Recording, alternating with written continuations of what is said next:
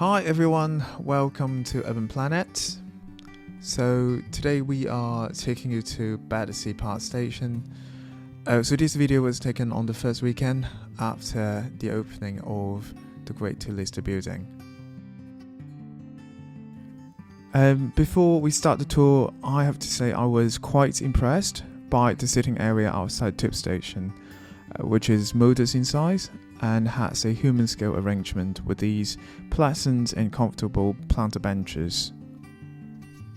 But anyway, let's go.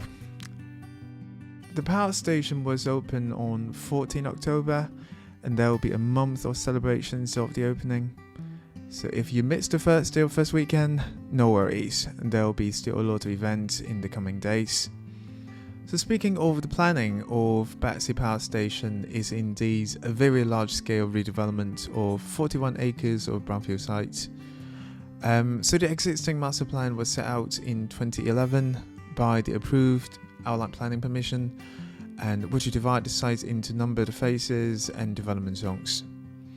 The power station itself has been transformed into a mixed-use complex comprising retail space, office, event hall and residential unit.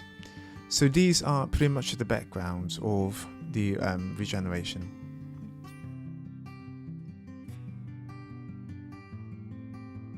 Right, let's continue. So here we are at the Circle Road, which is elliptical road and pedestrian street, which is designed to facilitate movement around the power stations and provide a setting for the Great Two-Lister building.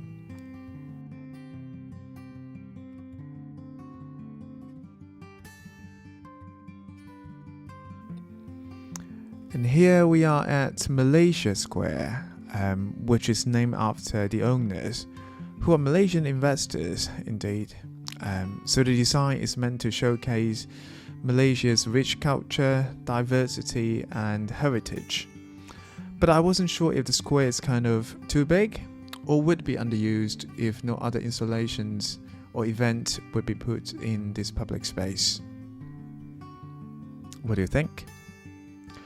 So the whole scheme has an extensive planning history with the principles set out in the master plan in 2011. For example, and here's another version in 2014. I'm not going to track these changes today, but there is one key departure from the original scheme, which I found quite interesting.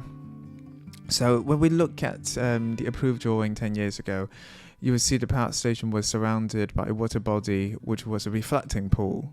But obviously you don't see them now.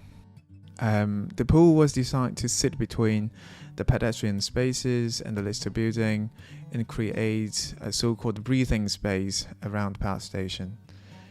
But in 2017 it was proposed to remove the water features and replace it with the circle garden and 3 retail ports within the landscape area.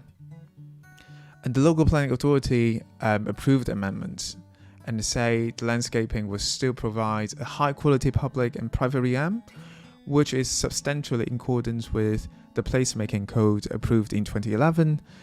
So how do you see the changes? Which one do you like more? Leave your comment below.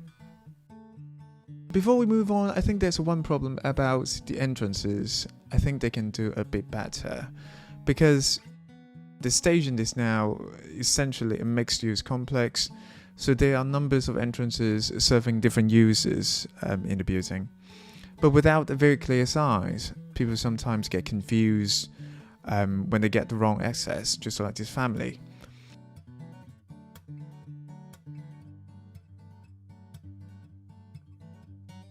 And this is how the side entrances for the shopping centre looks like. I guess it would be used for emergencies only on normal days.